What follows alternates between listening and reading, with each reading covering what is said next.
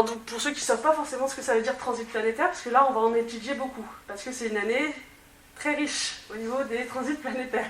Accrochez-vous. Donc un transit planétaire, en fait, tout simplement, c'est une planète qui va suivre le parcours là sur la roue du zodiaque. Donc par exemple, si elle est en Capricorne, on imagine qu'elle avance, et hop, ça la fait passer dans le signe du Verseau, et continue d'avancer. Voilà, c'est ce qu'on appelle un transit planétaire. Donc c'est l'avancée tout simplement d'une planète sur la roue du zodiaque. Donc moi j'ai pris l'habitude à chaque fois que j'étudie une année, c'est de commencer par l'aspect numérologique. Donc 2025, 2 plus 2 plus 5, ça nous donne 9. Donc en numérologie, on est en année universelle 9. Donc c'est la fin d'un cycle. En numérologie, les cycles sont de 1 à 9. Donc là on voit que l'année 2025, elle termine un cycle donc, de 9 ans, qui a commencé du coup en 2017, qui était une année 1.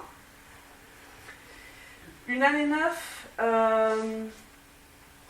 c'est une année, forcément, vu qu'elle termine un cycle, c'est une année où il est important de faire des bilans de tout ce qui s'est passé depuis le début du cycle, de tirer des leçons.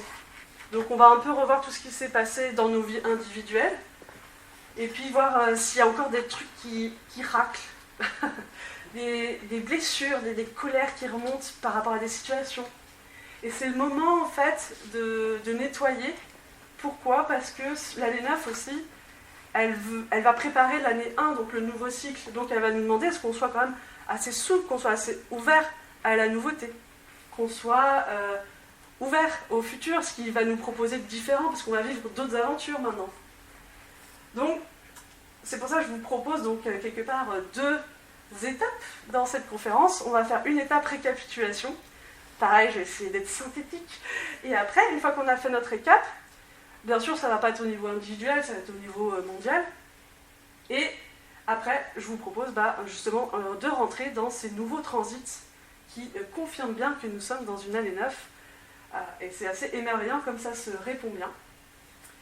Donc, avant de faire la récap, je vous parle juste d'un événement astrologique qui fait bien le pont avec l'année 9, donc la correspondance même avec l'année 9. Parce que c'est pareil, à chaque fois que j'étudie une année, donc l'année numérologique, il y a toujours un grand événement astrologique qui vient confirmer qu'on est bien telle année, quoi. L'année 9, c'est l'année du bilan et de l'ouverture au futur, et il y a toujours, chaque année, il y a toujours le grand transit, ou la grande relation entre 2 planètes qui vient confirmer ça, quoi. C'est toujours très précis.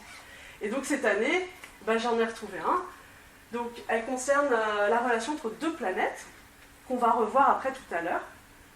Donc la première planète, c'est la planète Saturne. Donc c'est une planète qui a la particularité d'impacter assez directement nos sociétés. Donc quand elle bouge, en général, ça bouge. Nous bougeons aussi avec elle en tant que société. C'est la planète de la responsabilité, c'est la planète qui est un peu sérieuse, qui tire des leçons, qui réfléchit, qui repense un peu au passé. C'est aussi, elle est associée au karma, donc ça va bien avec l'aspect passé aussi, on tire des leçons.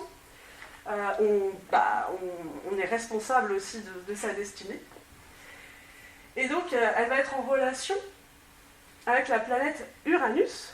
Et là, la planète Uranus, elle, c'est une planète qui représente plutôt le futur. Saturne, c'est le passé, puisque vous savez, tirer les leçons, tout ça. Et là, Uranus, c'est vraiment l'ouverture à ce qui est inconnu, c'est le futur, la liberté. Et donc, toutes les deux, elles vont former ce qu'on appelle un sextile en astrologie. Et un sextile en astrologie, ça veut dire que c'est une bonne relation, c'est une relation de bonne communication entre les 2 planètes. Donc ça veut dire que les qualités de l'une va s'accommoder facilement avec les qualités de l'autre. Donc le sextile exact, il a été fait le 4 avril, il sera fait encore, quand je dis exact, ça veut dire 60 degrés tout pile. Voilà.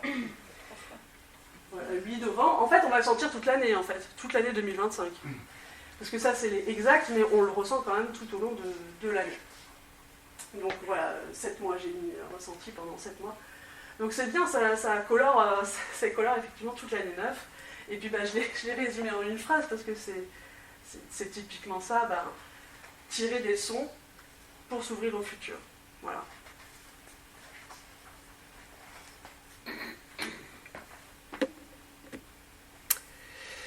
Alors pour la récapitulation, j'ai choisi 3 temps forts. Bien sûr, les leçons à tirer, c'est aussi dans les événements individuels, mais je ne vais pas partir là-dessus pour une conférence, c'est pas logique. J'ai choisi aussi des événements où on a pu tous intervenir individuellement. Je ne vais pas choisir par exemple la guerre russo-ukrainienne où on n'a pas eu vraiment un choix impactant pour nous. Enfin, c'était un peu plus loin, ou même les guerres au Moyen-Orient. Donc du coup, je suis partie des 3 événements les plus majeurs quand même du cycle 2017-2025, qui est le Covid-19. Et vous remarquerez que les 3 temps forts que j'ai choisis sont 2020, 2021, 2022. Donc c'est vraiment le cœur du cycle. Et c'est pas étonnant en fait qu'il y ait des grands événements comme ça au cœur du cycle, parce que c'est comme une bascule dans le moment du cycle, c'est comme dans la semaine. C'est toujours le milieu de la semaine qui va faire basculer la semaine en bien ou en moins bien. Et donc, moi j'ai envie de vous parler du premier événement, du premier temps fort. C'est l'arrivée du Covid-19 en 2020, et notamment du premier confinement qui a commencé en France le 17 mars 2020. Et en parallèle, on retrouve la planète Saturne, qu'on a vu tout à l'heure, donc la planète de la responsabilité, du karma, une planète qui nous demande d'être auteur de notre destinée, qui change de signe à cette date-là, qui est le 23 mars, donc vraiment c'est juste à côté, qui change de signe et qui change pour rentrer dans le signe du Verseau. Donc le signe du Verseau, là c'est le signe de la liberté. Et donc on est en confinement quand Saturne arrive dans le signe du Verseau. C'est quand même magnifique. Pour un astrologue, c'est génial. Et voilà. Le message que voulait nous passer en bien, ou comment on pouvait vivre au mieux possible ce passage de Saturne en Verseau, dans l'idée après de se faire un bilan personnel. Déjà, le premier confinement, on peut imaginer déjà que le signe du Verseau, c'est le signe de la liberté. Et pour être libre, il y a l'idée de connaître une vérité. Donc en fait, le premier confinement, on aurait pu le vivre au mieux du mieux de Saturne en Verseau, en se disant « Ok, je suis confiné, extérieurement, je ne peux pas aller et venir comme je veux. Par contre, ce que je peux faire et être libre de faire, c'est de chercher vraiment qu'est-ce qui est en train de se jouer, qu'est-ce qui se passe, pourquoi on m'enferme. Cette histoire de Covid, c'est grave, c'est très très grave, c'est méga grave, c'est naturel, c'est pas naturel. Parce que le signe du Verseau aussi, c'est les télécommunications modernes. Donc c'est Internet, c'est les ordinateurs, les téléphones. Et quand on était confinés, on était quand même bien dessus quand même.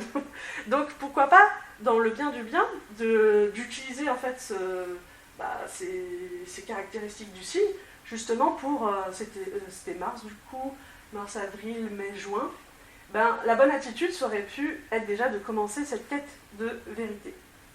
Ensuite, la planète Saturne, il faut comprendre qu'elle transite un signe de 2 ans et demi. Donc du coup, elle a aussi couvert 2022 et jusqu'à 2023. Donc après, les autres attitudes, par exemple, je sais pas, par exemple, si dans la période du confinement, vous avez vu, par exemple, les masques, ça protège pas du tout des virus, les virus ils sont trop petits, ils passent entre les mailles, et puis en plus ça me rend plus malade parce que je ravale mon dioxyde de carbone ou je ne sais quoi. Ça peut être ça aussi, Saturne en Verseau, c'est maintenant, vu que c'est le signe de la liberté, est-ce que maintenant, je fais comme tout le monde, je me soumets, maintenant que je sais la vérité, ou est-ce que je le fais en rébellion, je le fais dans les magasins quand même, ou c'est quoi justement l'attitude libre à ce moment-là. Moi je ne l'ai pas trouvé tout de suite à l'époque, et à la fin je me suis dit, tiens, en fait, c'est vrai que la liberté, ça a une notion d'éthique aussi, si par exemple, je sais pas moi, si le magasin il veut pas me recevoir, c'est ok aussi, il a aussi sa liberté, enfin je veux qu'on me la respecte, voilà, donc du coup moi par exemple j'avais cherché des magasins qui étaient ok, enfin je leur avais gentiment demandé au lieu de passer en force ou au contraire laisser tomber. Donc voilà, c'est une illustration en fait de Saturne en Verseau tel que on l'a vécu dans cette période. Donc il y avait vraiment cette notion de trouver votre liberté. Vous êtes Saturne, vous êtes auteur de votre destinée, soyez libre, quoi. Soyez libre. Mais qu'est-ce que la liberté ? j'ai sélectionné un deuxième temps fort. Et ben c'est oui, l'injection anti-Covid-19. Ben oui, en 2021, en plein cœur du cycle, en plein milieu, on a ça qui sort. Mais pourquoi? Pourquoi? Et ben en 2021, ça donne une année 5 en numérologie. 2 plus 2 plus 1. Voilà, 5. Et le nombre 5 en numérologie, ben, c'est tout simplement l'année du choix entre le bien et le mal. Voilà, c'est le choix. Le choix, il faut faire un choix. Ça va bien avec la notion de liberté aussi, avec Saturne en Verseau derrière. Parce que je rappelle qu'en 2021, elle était encore en Verseau. Et il y a un événement astrologique qui confirmait que c'était bien une année du choix. Et là, on retrouve nos deux acteurs de tout à l'heure, qui là, en ce moment, toute l'année 2025, sont donc en sextile, donc en bonne communication. Elles se sont retrouvées en carré. Et le carré, en astrologie, c'est un défi, c'est un besoin de remise en question. C'est une épreuve pour justement changer, en fait, peut-être devenir plus libre. En tout cas, ça sonnait, Saturne et Uranus en carré, ça sonne en termes d'un choix à faire. Et vous vous souvenez, donc Saturne, c'est plutôt le passé, donc on peut imaginer les structures du passé, la société un peu actuelle, mais on sent bien sur sa fin quand même. Et Uranus qui dit, non, le futur, le nouveau monde, quelque chose de neuf, on s'ouvre à de nouvelles valeurs, parce que Uranus, c'est le futur, c'est la liberté, mais c'est aussi la fraternité. Allez, on s'ouvre à autre chose, quelque chose d'humain, quoi. Là, en carré, non, ça s'opposait. On peut ressentir le carré aussi dans la société quand ça devient dur. Là, quand on essaie de nous soumettre, quoi. C'est ça qu'on ressent, comme ça qu'on peut ressentir un carré dans une société. Puis on peut dire que 2021, on nous l'a mis la pression, on a bien senti le carré. Donc là, c'est pareil, ça devait être sur toute l'année 5 que se ressentait le carré. Donc en d'autres termes, le choix entre l'ancien monde et le nouveau. C'était très clair, quoi. 5-5, il y avait un choix à faire. Voilà. Je vous laisse déterminer quel était le bon choix. Et puis j'ai sélectionné un troisième temps fort qui, sur la société, c'est pas vu. Voilà, c'est pas passé à la télé. Et je l'ai sélectionné pourquoi? Parce qu'au niveau de l'astrologie, c'était très fort, vraiment très très fort. L'année 2022, déjà, on peut le voir en numérologie, il y a déjà 3-2, donc il y a peut-être un focus à faire quelque part. Et le nombre 2, en fait, c'est les relations à 2, synthétiquement. Donc il y a un côté relationnel déjà qui se met en place. Et qui, en additionnant, donne une année 6. Donc les relations à 2, hop, on passe en année 6, et le nombre 6 en astrologie, c'est l'amour. L'amour, même, ça peut être de l'amour relationnel, mais ça peut être aussi l'amour pour ses valeurs. L'année 2022, c'était vraiment, même au niveau de l'astrologie, c'était accentué sur les valeurs. Quelles sont vos valeurs? Est-ce que vous osez défendre vos valeurs dans votre domaine relationnel ou pas? C'était vraiment ça. Donc l'année 6, voilà, vraiment choisir ses relations. Oui, parce qu'il y a une notion de tri avec le nombre 2 aussi. Parce que si on reprend l'aspect triangle, ça peut être le rejet de l'autre, ça peut être la dépendance, ou alors ça peut être je choisis mes relations en fonction de mes valeurs. Voilà, c'est ça. Donc voilà, le bien, je choisis mes relations en fonction de mes valeurs. Le mal, je rejette parce que je suis en colère, parce que je suis dégoûtée ou je ne sais quoi. Et l'autre part, je suis dépendant, j'arrive pas à me détacher, c'est horrible. Voilà, grosso modo. Ça a été confirmé en astrologie par l'axe des nœuds lunaires, ça ressemble un peu à ça. C'est pas des planètes, les nœuds lunaires, c'est des points en fait dans le ciel, qui montrent la destinée, un peu la destinée individuelle quand c'est dans notre thème natal, mais ça montre un peu où est-ce que l'humanité doit aller au niveau spirituel, quelle qualité à développer pendant le transit. Et ils étaient dans l'axe taureau-scorpion. Donc, l'axe taureau-scorpion, il y a quand même quelque chose de relationnel, parce que ces deux signes, le taureau, il est gouverné par Vénus, puis le scorpion, voilà, c'est un peu le signe aussi qui touche les relations, mais d'une autre manière. En fait, le danger en fait, de cet axe, c'est tout ce qui est attachement relationnel en fait. Voilà. Donc, quand l'axe des nœuds lunaires, le nœud sud, qui montre la part qu'on doit lâcher, là c'était dans le scorpion, donc c'est vraiment le détachement. Voilà. Il faut se détacher de ces attentes relationnelles. Il faut se détacher même au-delà, c'est de tout ce qui nous sécurise, relationnellement, mais matériellement aussi. Et il nous disait d'aller vers le taureau. Et le taureau, analogie avec l'année 6, c'est agir ses valeurs, manifester ses valeurs, les montrer. Le taureau, c'est un signe de terre, il faut que ça descende, quoi. C'est pas un signe intellectuel, par exemple. Et c'est un signe de cœur, donc agir ses valeurs du cœur. Par exemple, si moi, ma valeur, c'est la protection de la nature, il faut que ça se voie, il faut que ça s'affirme dans le monde, il faut que ça se manifeste, ça peut se transformer en travail. Il y a quelque chose, ça descend, quoi. Et ça a été très dur de sélectionner les grands transits, mais je voulais aussi parler il y a eu un transit exceptionnel entre deux planètes encore, et cette fois c'était une conjonction. Donc une conjonction, vous imaginez en astrologie, c'est deux planètes qui sont pile poil au même endroit en même temps, au même degré, enfin tout l'une sur l'autre, quoi, en d'autres termes. Et Jupiter et Neptune, donc ces deux planètes qui ont la particularité d'être toutes les deux maîtres du signe des poissons. Je commence par ça parce que c'est assez fort. Donc le signe des poissons, c'est le signe de la compassion, de la foi, du monde spirituel, de tout ce qui est la vie intérieure. Hein. Donc Jupiter, c'est aussi la planète de la foi, du coup, des connaissances spirituelles. Et Neptune, c'est vraiment la planète de l'amour absolu, divin. C'est l'idéal spirituel, c'est vraiment une planète très très spirituelle, quoi. Donc les deux maîtres du poisson se retrouvent exactement,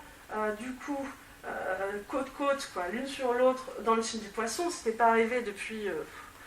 je me rappelle plus, à l'époque je savais, mais c'est que ça arrive à ce moment-là, à cette année-là, où bah, évidemment là elle nous disait mais lâchez tout, quoi, lâchez tout, les attaches, c'est ce qui développez votre foi, retournez-vous vers des valeurs spirituelles, c'est ça qui va vous aider à relever toutes les épreuves 2020, 2021, et les déceptions relationnelles qui pourraient être engendrées par rapport à ça, pas pour rester libre, parce que si on est tellement dans le chagrin pour les autres et tout, ben on va pas pouvoir peut-être aider les autres à avancer, faire évoluer la société, on sera plus là parce qu'on sera dans le chagrin.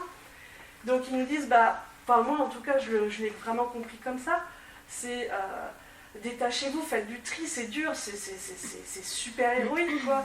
Mais derrière, développez votre foi pour y arriver, quoi. Et ayez confiance qu'il y a autre chose, que c'est pour votre bien. Voilà, c'était très très fort cette année 2022, même si ça ne s'est pas forcément vu. Et juste petite anecdote, c'est en 2022 que ça a commencé à circuler la contagiosité vaccinale. C'est à cette année-là. Dans les médias, bien sûr, alternatifs. Et juste pour dire qu'en toile de fond, donc ça c'est mes trois périodes que j'ai choisies, qui me semblaient les plus capitales du cycle, en toile de fond, en fait, ça se déroule pendant l'ère des poissons. Donc l'ère des poissons, elle a commencé avec l'incarnation du Christ il y a 2000 ans, donc ça fait 2000 ans en fait qu'on est dans l'ère des poissons. Ça se définit en fait par un point astrologique qui définit les ères zodiacales, voilà. Et du coup on en a encore, si vous voulez, là aujourd'hui pour 500 ans environ. Donc on est sur la fin, un petit peu, sur l'échelle absolue, on est un peu sur la fin de l'ère des poissons. Donc ça veut dire quoi, la période de l'ère des poissons? On l'a un peu retrouvé tout à l'heure. Donc le poisson, c'est le signe, on a dit, de la compassion, de la foi, du monde spirituel, de la méditation, c'est toute la vie intérieure en fait. Et vous voyez, il est un peu double. On le voit bien, on a deux poissons, c'est son symbole. On a un poisson qui remonte en haut et puis un poisson qui descend. Et on a eu la conjonction Neptune en poisson qui ne s'est pas réalisée depuis des années, à ce moment-là en plus. Donc on voit bien que l'ère des poissons, il y a quand même, ça évoque un choix à faire. Est-ce que je veux être le poisson tête en bas ou le poisson tête en haut? Et qu'est-ce qu'il représente, qu'est-ce qu'il symbolise? Le poisson tête en haut, bien sûr, il remonte vers le monde spirituel, puisque c'est le signe de la foi et du monde spirituel. Donc je fais le choix de remonter, de faire confiance à mes valeurs spirituelles, celles qui ne se voient pas, quoi. Et qui, quelque part, insécurisent, parce qu'on peut être aussi, on l'a tous en nous, être attaché à ce qui est matériel, les relations, ou l'argent, peu importe. Et du coup, le poisson tête en bas, voilà, c'est celui qui choisit de ne pas faire confiance à ce qu'il ressent, à ce qu'il vit au monde spirituel. Il s'enfonce dans la matière. Donc, voilà, on peut imaginer à l'échelle de l'humanité, à l'ère du poisson, il y a l'humanité qui choisit de remonter et l'autre qui choisit de ne pas remonter. Donc, on peut imaginer qu'il va y avoir des tests, qu'il va falloir qu'on prouve de quel camp on est. Enfin, moi, j'imagine comme ça, c'est une notion de choix. Et vu qu'on est à la fin de l'ère des poissons, on peut imaginer que les années 5, elles vont être de plus en plus éprouvantes pour faire notre choix, peut-être. Enfin, moi, je le vois comme ça. Que dès qu'on aura des périodes de choix dans l'humanité, on est à la fin, ça va vraiment définir qui l'on est de ces deux poissons. D'où l'importance de ce cycle. De 2007 à 2025, et j'imagine la prochaine année 5, on aura un autre test, et on devra à nouveau, peut-être, selon ce que j'imagine, faire ce choix-là en fond du fond.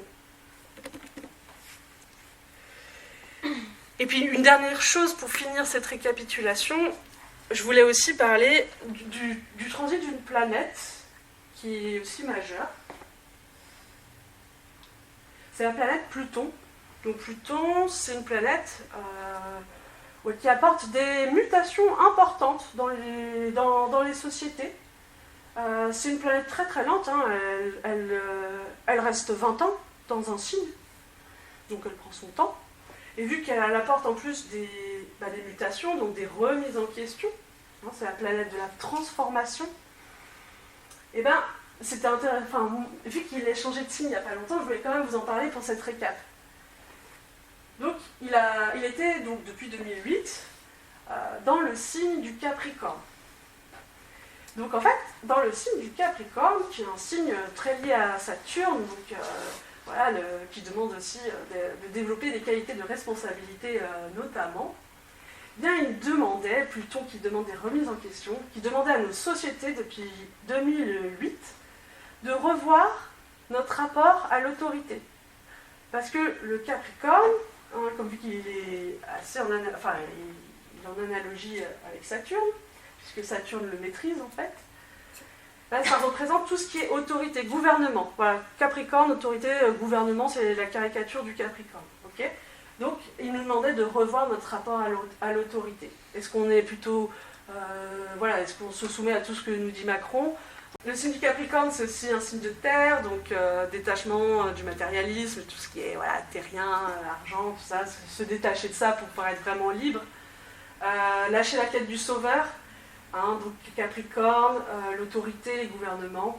On peut avoir une tendance à espérer, par exemple, qu'on va être sauvé par un homme politique qui va nous sauver de l'environnement, qui va nous sauver de la guerre. Donc c'était ça en toile de fond de ce cycle-là aussi.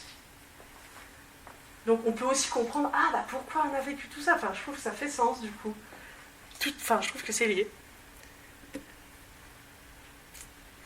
Donc voilà, ce petit récap, en fait, tout ça pour faire son bilan, qu'est-ce que j'ai réussi, pourquoi j'ai raté ça, quel défaut, quel attachement m'y attacher, puis sans se juger, avec compassion envers aussi nous-mêmes, parce qu'on a peut-être une blessure derrière.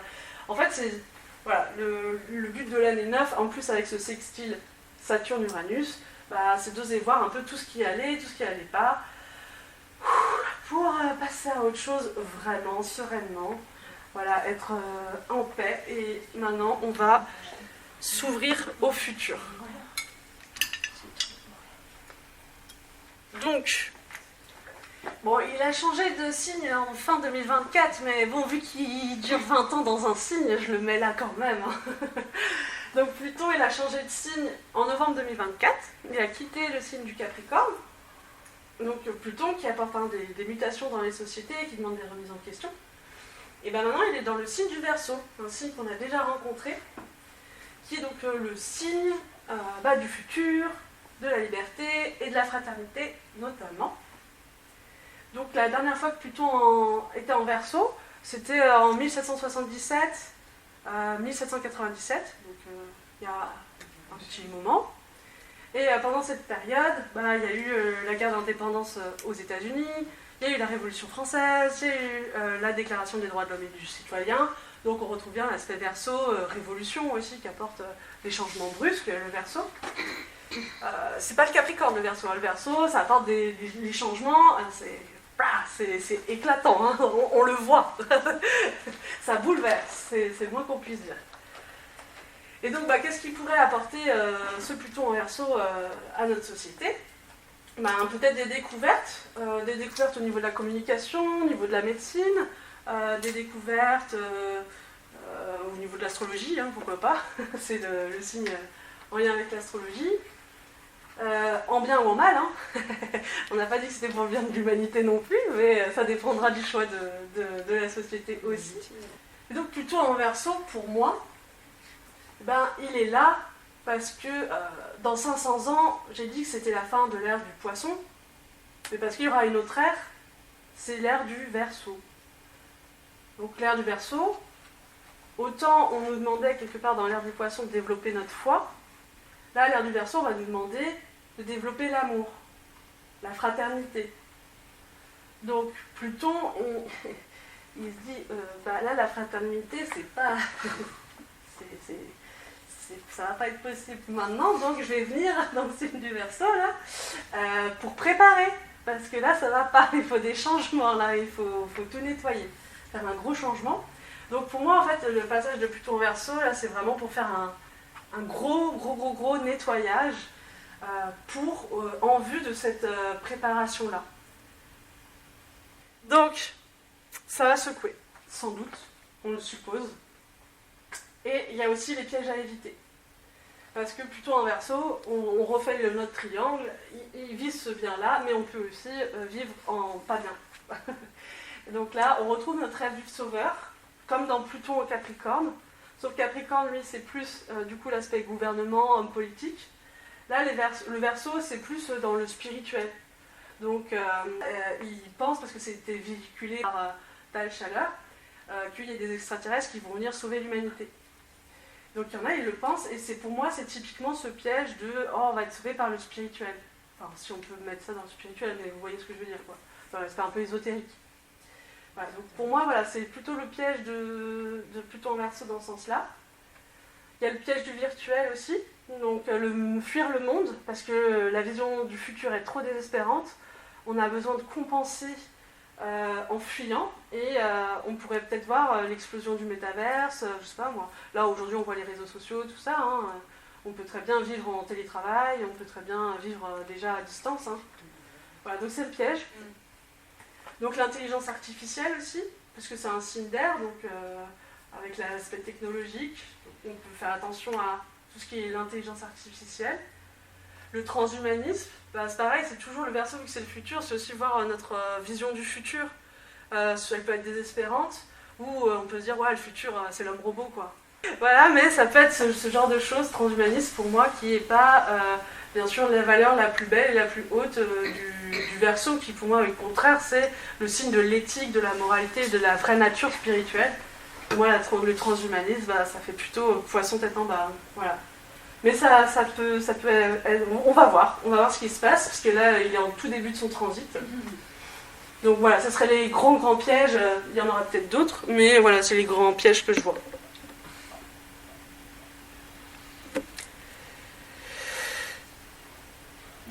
Donc, pour cette année-là, je trouve qu'il va très très bien avec l'année 9, c'est qu'on a 3 grandes planètes qui changent de signe cette année, mais pas définitivement. Voilà, il reste un petit moment dans le nouveau signe, puis après ils vont revenir dans leur ancien signe cette année-là. Donc je trouve ça intéressant, ça fait un peu... c'est pas totalement lancé, on n'est pas en année 1, on est en année 9, on goûte un petit peu au futur, on n'y est pas encore, on revient un peu retirer des leçons après en fin d'année, avant de démarrer l'année 6 avec tous les changements. Donc je trouve ça assez formidable. Donc Neptune, donc c'est la planète, on l'a vu tout à l'heure, la planète de l'amour absolu, de l'idéal, qui elle transite 14 ans un signe, Donc vous imaginez, Pluton qui vient de changer de signe, ça fait 20 ans, Neptune 14 ans encore là maintenant, il se passe des trucs quand même. Hein. Saturne, on la retrouve, elle c'est tous les 2 ans et demi, donc c'est un peu plus récurrent. Mais vu qu'elle impacte fortement les sociétés, c'est toujours intéressant de voir ce qui se passe. Et la planète Uranus, qu'on a vu aussi tout à l'heure, la planète du futur, eh bien pareil, elle reste 7 ans dans un signe. Donc c'est pareil, pourquoi tout en même temps quoi? Pluton, Neptune, Saturne, Uranus. Enfin, on va vivre quelque chose en 2026 comme on n'en a jamais vu quoi. Ce sera totalement une ambiance différente. D'où l'intérêt de faire d'être vite en paix avec ce qu'on a vécu pour pouvoir le vivre à fond. Voilà. Donc on va voir ça dans le détail. Donc la première a fait son petit passage teaser, ça peut être Neptune. Donc ça y est, depuis le 30 mars, elle est en bélier là, et puis elle y sera jusqu'au 22 octobre, avant d'entrer définitivement dans le signe du bélier, donc le 26 janvier 2026. Donc Neptune qui était chez elle quand même pendant 14 ans dans le signe des poissons, donc elle peut révéler à fond sa quête d'idéal, sa foi, toutes ses belles forces. Elle a changé de signe pour le signe du bélier. Bélier, c'est pas la même chose. Bélier, c'est l'action, c'est le courage dans le monde, on lance des projets, on y va, on agit, c'est pas la même chose. Et donc, qu'est-ce qu'elle peut vouloir nous dire Neptune en bélier? Neptune en bélier, pendant 14 ans, en poisson, elle nous incitait en fait à aller à l'intérieur pour savoir quel est notre idéal, de le trouver. Pendant ces 14 ans, elle nous invitait à aller à l'intérieur, c'est quoi mon idéal? Normalement, on est censé connaître son idéal, savoir quel est l'idéal spirituel. On est un peu plus mûr, ça peut être la liberté, ça peut être l'amour, ça peut être la vérité, un idéal. Qui maintenant, elle nous invite du coup à agir, à affirmer. Donc, là, c'est nouveau parce que quand même, quand on est dans l'action, en général, c'est pour soi. C'est pour payer son loyer, c'est pour s'occuper de sa famille, ça reste quand même pour soi, en général, quand on agit. Et donc là, elle nous dit, non, là tu agis, là maintenant, je t'invite en tout cas à agir comme tu n'as jamais agi, c'est-à-dire pour ton idéal, pour quelque chose de bien au-dessus de toi, qui te rapportera rien. Et ça fait un peu contraste, le bélier qui est un peu individualiste, c'est le numéro 1 dans la roue du zodiaque, et Neptune qui est pour le collectif, pour l'humanité. Donc ils viennent se confronter. Donc là, Neptune, elle vient dire, maintenant, il va falloir que tu lâches ton individualisme et expérimenter cette action pour plus grand, pour l'humanité. Maintenant, tu agis pour le bien de l'humanité. Ça fait un switch quand même dans la tête, c'est pas rien. Mais bon, Neptune, c'est aussi la planète des rêves et des illusions. Elle n'est pas évidente du tout à maîtriser, cette planète. Donc, le bélier, ça peut être aussi les buts. Donc, c'est le flou total dans mes buts. Je ne sais pas ce que je veux, où je vais, je ne sais plus. Neptune en bélier, on peut aussi se dire, tiens, je vais faire ça, c'est une action pour l'amour, c'est sûr. Et en fait, à la fin, c'est pour soi. On rêve, quoi.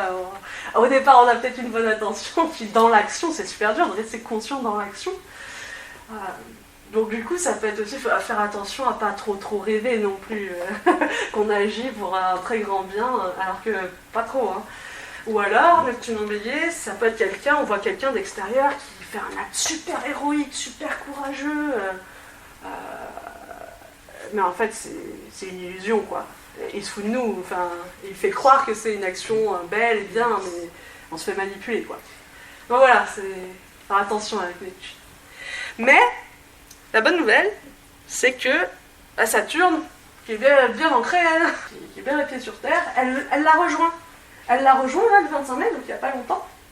Elle l'a rejoint dans le signe du bélier. Et donc en la rejoignant, ça va former en fait une conjonction, donc elles vont être côte-côte, quoi, dans le signe du bélier.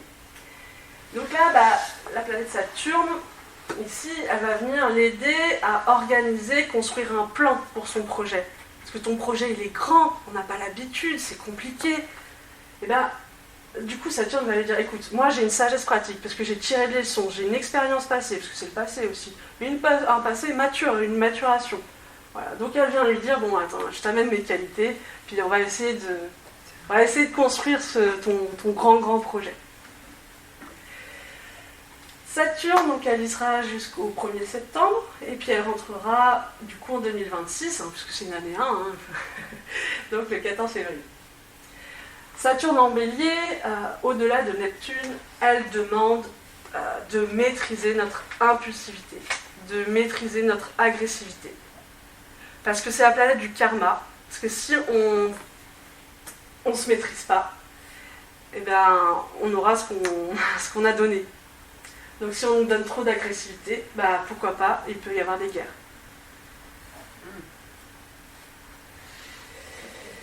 Et voilà, Saturne en Bélier, ben, voilà, ça demande aussi de s'appuyer sur ses propres forces. Le Bélier, il est tout seul, donc de se connaître, de s'appuyer sur ses propres forces, d'être autonome.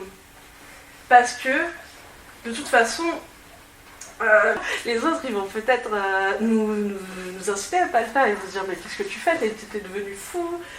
D'où l'importance du message de Saturne qui dit de t'appuyer sur tes propres forces, parce que tu n'auras pas des encouragements au début. On va pas te dire, allez, vas-y, c'est ton idéal, personne va faire ça. On va te dire, t'es complètement fou. On va te dire, ah, mais l'argent, tu penses à l'argent? T'es fou. Bah oui, donc d'où l'importance aussi de développer de l'autonomie en fait.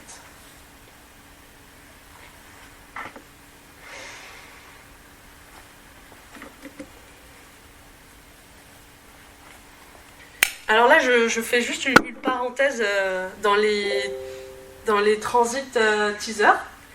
Là, je vais vous parler de Jupiter, mais comme Saturne, c'est l'une des deux planètes qui impacte le plus directement la société. Voilà, c'est toutes les deux. Elles forment un cycle, d'ailleurs, de 20 ans, on le verra tout à l'heure, qui impulse en fait des changements dans la société en fait. Donc Jupiter, c'est toujours intéressant de l'étudier aussi, dans des études des années en cours. Jupiter, on l'a un petit peu vu, c'est la planète de la foi, c'est la planète de la connaissance spirituelle.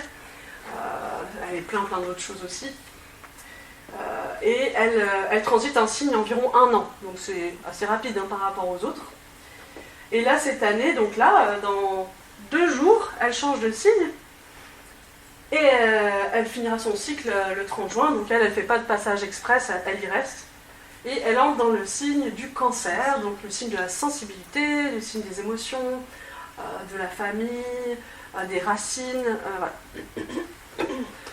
Donc, voilà, là, elle vient nous encourager dans ce signe, voilà, par exemple, à apporter des changements, parce que le Cancer, ça évoque aussi un changement d'état, c'est l'accouchement, on change d'état avec l'accouchement. Donc, d'apporter des changements dans notre société pour le bien de tous. Jupiter et Cancer, ils ont un point commun, c'est l'aspect, ils cherchent la protection. Donc des changements, mais pour se protéger, mais dans le bon sens du terme, pour prendre soin. Parce que là, avec toutes les guerres, ça vient apporter le « ok ». Jupiter en Cancer va dire « ok, c'est bon, maintenant on fait attention, on prend soin ». Du coup, protéger nos valeurs, voilà, nos vraies valeurs, quoi. Ok, on est une humanité, faut prendre soin de notre humanité. En bien aussi, elle va nous demander d'accoucher de notre idéal, parce que c'est aussi quelque part la planète de l'idéal. Donc de vraiment accoucher par exemple, si on a des connaissances spirituelles, parce qu'on pratique une voie spirituelle, plutôt que de les laisser dans sa tête, maintenant tu les manifestes, tu les mets dans le monde, quoi, comme un accouchement, quoi. Voilà. C'est ce qu'elle vient de nous dire. Bien sûr, il y a des pièges, comme tout le transit. Donc le Cancer, c'est lié au matérialisme aussi. Donc attention à pas Jupiter, excès de protection, je me sécurise un maximum, j'achète une maison, matériellement je me sécurise à fond les ballons, je deviens, je sais pas quoi, parce que c'est aussi l'alimentaire, je deviens maraîcher pour être autonome alimentairement, une panique générale, ça peut être ça. Ça peut être le repli sur soi aussi. Le cancer, il rentre dans sa carapace, donc on se replie sur soi. Donc au niveau national, ça peut être, on se retire de la scène internationale et on protège notre pays. Ça vous évoque peut-être les États-Unis en ce moment, à fond nationaliste. Ça peut donner ça, Jupiter en cancer. Et puis après, voilà, attention à tout ce qui est excès de naïveté, croire à tout, pas réfléchir. Attention aux excès émotionnels aussi. Et à l'infantilisme. Voilà. Et donc je dis ça parce que effectivement, cette année, on a un carré. On retrouve un carré, donc un défi pour la société. Une défi de remise en question, une épreuve entre du coup la planète Jupiter qu'on vient de voir, qui est en cancer, et la planète Saturne qui est en bélier là. Okay, et du coup, elles vont faire un carré exact, c'est-à-dire à 90 degrés le 15 juin 2025. Donc là, on le sent depuis déjà, je dirais, 2 semaines. Et puis on va le ressentir encore après. Donc là, on retrouve les 2 planètes qui impactent le plus les sociétés. Elles sont en carré. On a Jupiter qui veut protéger et on a Saturne en bélier qui veut la guerre. Voilà, je vous c'est ça en fait. On a l'Union européenne qui veut la guerre à fond, alors là, on le voit bien avec l'Ukraine et la Russie, quoi. C'est des revendications de fous alors qu'ils ils ont perdu en fait. Donc on ne va pas accepter toutes les revendications. Et puis on a les États-Unis sur la scène mondiale qui veulent la paix à tout prix, à tout prix, à tout prix. Et s'il n'y a pas la paix, je me casse des négociations. Enfin, le carré quoi. Donc à voir ce qui se passe là ces prochains jours, ça peut, on pourra ressentir encore plus la tension. Voilà. Donc comme je disais, Jupiter et Saturne, ils ont un cycle de 20 ans qui commence par une conjonction, donc quand elles sont toutes au même endroit, et ça dure 20 ans. Et en fait, ce cycle, c'est pour apporter des changements dans la société. Et donc la conjonction, elle a été le 20 décembre 2020, donc juste avant l'injection Covid. Elle s'est passée dans le signe du Verseau, on retrouve le signe du Verseau. Donc encore des changements pour préparer l'ère du Verseau, des changements parce qu'il en faut. Donc voilà ce qui se joue en ce moment. Je reviens avec le dernier transit et je reviens sur notre transit teaser. Il ne nous reste plus qu'Uranus et on aura fait le tour. Donc Uranus, c'est la planète des révolutions, des bouleversements, des découvertes, du futur, de la liberté, de la fraternité. Et il quitte le signe du Taureau dans lequel il a été 7 ans pour faire une apparition là pour le 7 juillet, là, donc cet été jusqu'au 7 novembre, avant de s'installer le 27 avril 2026 définitivement, dans le signe des Gémeaux. Donc les Gémeaux, c'est le signe de la communication, des médias du coup, de la pensée. C'est un signe double aussi, hein, les Gémeaux, on voit souvent les jumeaux. Donc dans ce signe, qu'est-ce qui pourrait se passer ? On espère, peut-être qu'il y aura quelque chose de complètement révolutionné dans nos médias. Voilà, en bien j'espère, mais bon, tout est possible. Donc une révolution dans les médias, une révolution dans l'aspect de la communication dans le monde. Voilà, c'est possible. Mais ce qu'elle vient surtout nous demander, en fait, Uranus qui représente le futur, donc en lien avec l'ère du Verseau, elle vient nous demander de favoriser la vraie communication entre nous, l'entraide. Parce qu'il y a 2 personnes, il y a un aspect entraide. Elle vient nous dire que la communication, ça se passe dans la vraie vie. Parce qu'on voit là ce qui se prépare avec tous ces transits, il y a quand même quelque chose de très fort au niveau du virtuel. Donc, le réel, l'entraide, le face-à-face.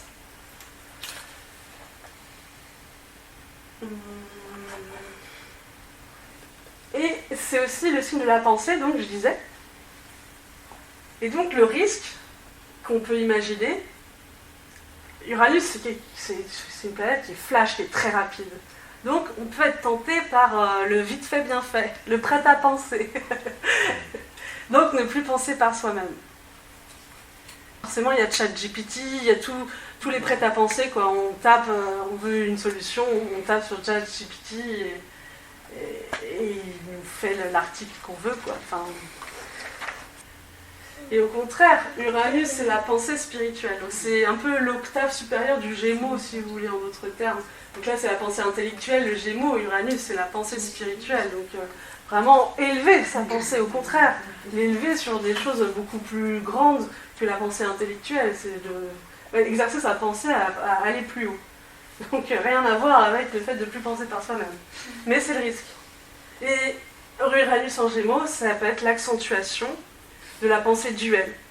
Donc blanc, noir. Donc bon, il y a des combats en préparation qui s'intensifient.